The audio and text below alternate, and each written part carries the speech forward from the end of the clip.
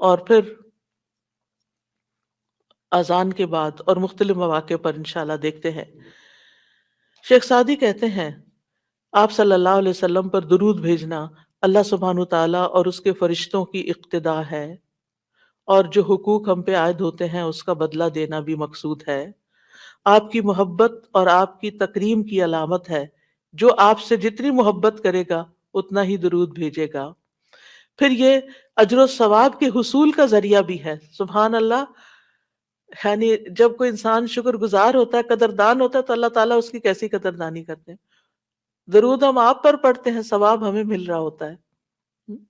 کوئی احسان نہیں ہے کسی پر، آپ کو بھی ساتھ ہی فائدہ ہو گیا۔ اور پھر یہ ایمان کی علامت ہے، کیونکہ جو آپ سے محبت نہیں کرتا اس کا ایمان مکمل نہیں۔ اور پھر آپ کی توقیر جس کا حکم اللہ تعالیٰ نے دیا اس کی علامت بھی ہے، لِتُؤْمِنُوا بِاللَّهِ وَرَسُولِهِ وَتُعَزِّرُوهُ وَتُوَقِّرُوهُ وَتُسَبِّحُوهُ بُكْرَةً وَأَصِيلًا، تاکہ تم اللہ اور اس کے رسول پر ایمان لاؤ اور اس کی مدد کرو اور اس کی تعظیم کرو اور دن کے شروع اور آخر میں تسبیح کرو۔